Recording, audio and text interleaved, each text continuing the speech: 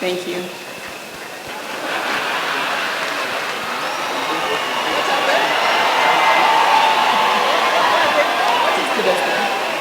May I invite, thank you.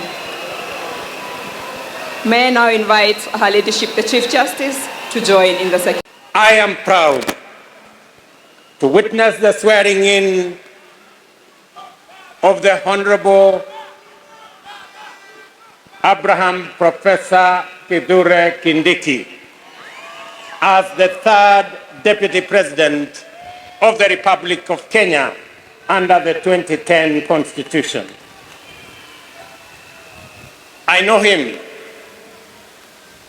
as a dedicated professional whose commitment to excellence has helped us overcome daunting challenges, and as a tireless public servant on the path of national leadership. Abraham is also a patriot whose dedication to cohesion, national unity, and inclusivity is beyond reproach. An effective champion of peace and stability, and across every part of our country, and a loyal steward of our bottom-up economic transformation agenda, whom together with many others, we crafted to take our country to the next level. Over the past 2 decades, I have had the privilege to witness Professor Kindiki's work as a professor, litigation lawyer, consulting attorney, senator representing Tharaka Nithi, majority leader of the Senate, deputy speaker of the Senate, the most recently as cabinet secretary. I can confirm that in all these roles, he has demonstrated exceptional dedication, high competence and professionalism, and consistently delivered results beyond expectations. Professor Kindiki is a highly qualified and outstanding scholar, advocate and public servant, whose career has been defined by exemplary achievements which demonstrate his vision for positive change and commitment to high standards of efficiency in the performance of his duties. At this stage of the implementation cycle of our national transformation agenda, the people of Kenya require a patriotic public servant and a consummate champion of our constitutional dispensation, our broad-based national governance framework, and the bottom-up economic transformation agenda to support the cabinet and the presidency in delivering in full and on time. This moment calls for an individual who takes pride in a job well done, and is humble enough to be a loyal servant of the people, and who is selfless enough to reach out and mobilize the entirety of government towards delivering for Kenya. Experienced enough to understand the importance of engaging all sectors of our economy to drive transformation, and committed enough to serve professionally with loyalty and, most importantly, with integrity. I am delighted to affirm that our coalition, and indeed our nation, is blessed with many professionals who meet all these criteria. Among them, Abraham Kithure Kindiki stands out for his exceptional qualifications, extensive experience, and wide-ranging accomplishments. I am honored that he is available. He has told me he is ready, and I know he is willing to serve as my deputy. Professor,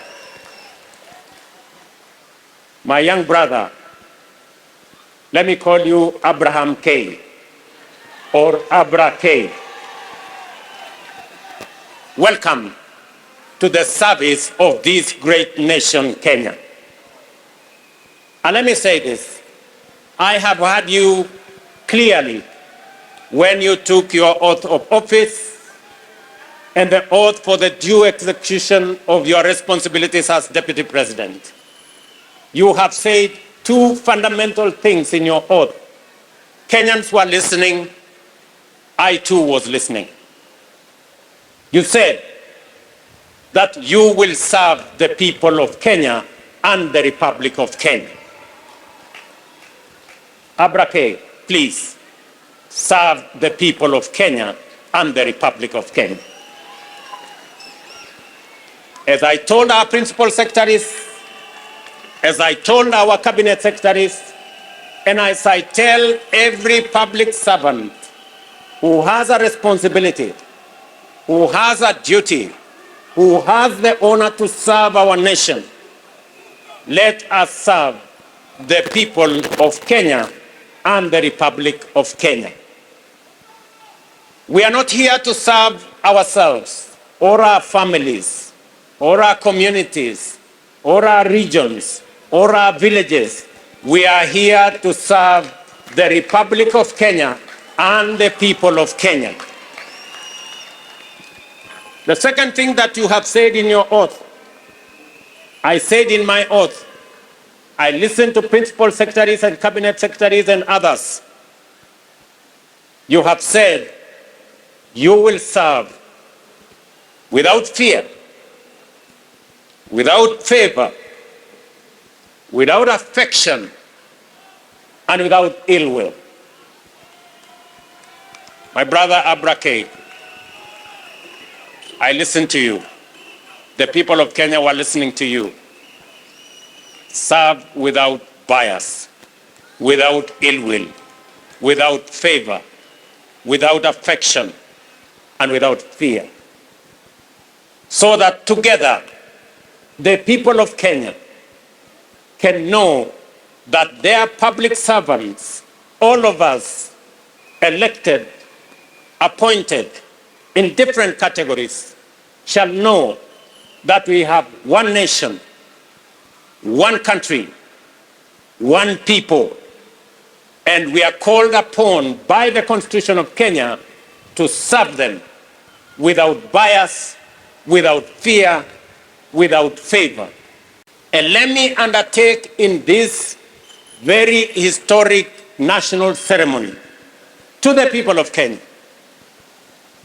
And I say this as MCAs listen to me, as members of parliament listen to me, as members of the executive listen to me, those in the judiciary and those in the executive, that the people of Kenya, it doesn't matter. Those who live near our oceans, near our lakes, in our mountains, in our valleys, in our arid and semi-arid areas, they are one people, one great nation called Kenya. And I want to commit, pledge, and undertake that we will serve the people of Kenya equally. And no part of Kenya, no community in Kenya, no section of Kenya, no region of Kenya shall be left behind. We are going to work together. I say this to our representatives. Every MCA knows that they were never voted by all the people in their ward. Every member of parliament knows the same, that they were never voted by all the people in their constituency. And so does my friends governors. They know that not everybody in their county voted for them. But they also know that they must serve all the people, whether they voted for them or did not vote for them. Professor, you and me have the honor to serve the people of Kenya. And as I have said before, we will serve the people of Kenya equally, those who voted for us and those who did not vote for us. The government of Kenya equally belongs to all the people of the Republic of Kenya. To underwrite that our judiciary works, that our legislature works, and we will make sure that our executive works and serves the people of Kenya. I know that we've gone through a journey, but in this journey, we have affirmed to both ourselves as the people of Kenya, to our friends, and to the international community, we have affirmed that Kenya is a constitutional democracy founded on the firm foundation of the rule of law. We believe in freedom, and we believe in making sure that no Kenyan and none of us is left behind. Today we stand here as a people, united, peaceful, because we are a democracy. We believe in our constitution. We believe in the rule of law, and we are a free people, and we make choices. Let me also say this to all of us who are public servants.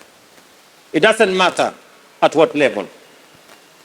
To all of us, we are reminded on this very historic day that we serve at the pleasure of the people of Kenya, and we serve under the provisions of the law and the Constitution of the Republic of Kenya. And that none of us, irrespective of the office we hold, is greater than what our Constitution says.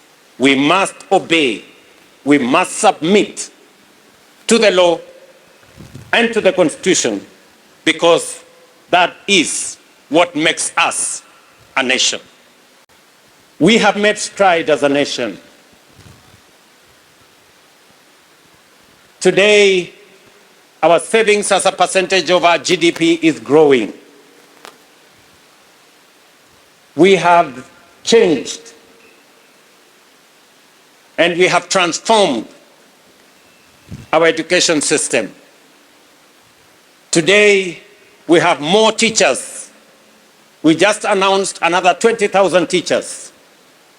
We have a new funding model that is student-based, which we are refining to make sure that no child in Kenya is left behind. My dear Professor Kindiki, I need your voice. I need your intellect to help me and to help members of our cabinet to profile the things we are doing, to speak to the things that we are doing. I have almost become a lonely voice in the executive, especially in the presidency, speaking about our projects, speaking about our programs, elaborating on what we are doing. You are eloquent, my brother. You are intelligent, my brother. I am confident that you will do that which I have missed for the last 2 years. I know you will. We have a huge program on university funding and higher education funding. We have a huge program that today our farmers across Kenya have access to fertilizer. We have a huge program on expanding our irrigation. We have a big program on what we are doing. We need your voice, and we need the voice of those of us in the executive to provide leadership and to see to it that indeed we achieve what we wrote into our Constitution. Today, as we wrote in our Constitution, Kenya Power has turned around and today is a profitable company. So is KenGen, because of the stewardship that we have put in place. My brother, our manifesto is elaborate. Our manifesto is transformative. We are implementing it page by page, paragraph by paragraph, chapter by chapter, because we have to transform this great nation, and failure is not an option. We must. We have a big program on rural electrification to connect close to 300,000 homes across Kenya. I need your support to the Ministry of Energy, who are doing a wonderful job in that exercise. We have a big program on markets across Kenya. We have a big program on housing across Kenya. Today, we have 160,000 people working in a housing program.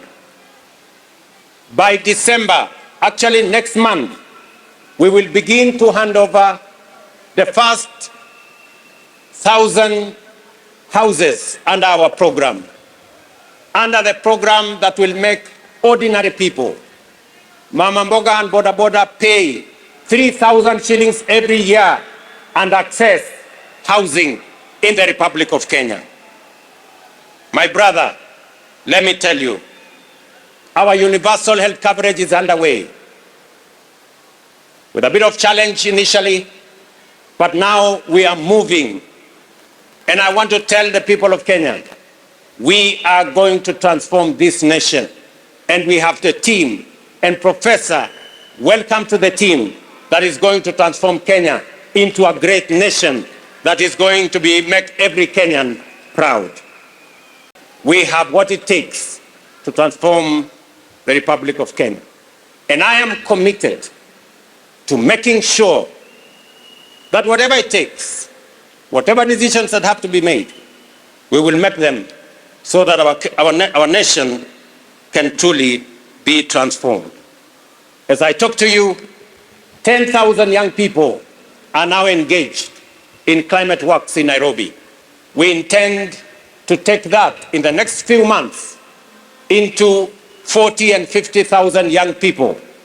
And I commit to the people of the great city of Nairobi that we are going to clean the Nairobi River and we are going to transform it into a better, different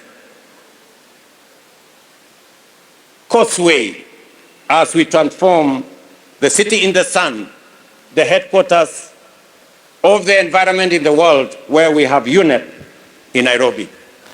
We're also going to roll out the program that will make sure that we tap into the private sector and make sure that we can work through public and private partnership to make sure that we roll out some of the urgent, important programs that are important for the transformation of our nation. Let me conclude by asking all of us, members of the legislature, members of the judiciary, especially our investigative institutions, to make sure that we ensure that public resources are used efficiently, effectively. I call upon the Office of the Director of Public Prosecution, the offices of the DCI, and the offices of the IG to work with the judiciary so that the corrupt can be firmly, decisively dealt with in the Republic of Kenya, and the citizens of the Republic can get their due in the expenditure of public resources. I know that of recent, we have seen incidences of our girls, our mothers, our women who have been murdered in cold blood. And let me say this, that the DCI and all the investigative authorities in the Republic of Kenya must stand up to these criminals, and we must deal decisively and firmly. And I want to ask us as a society to be careful with strangers, to be careful with people who lure our girls, our women into situations that compromise their security. But we must be on the lookout, all of us as a nation. This is yet another moment. This is yet another beginning. And I am confident that we are going to take Kenya to the next level.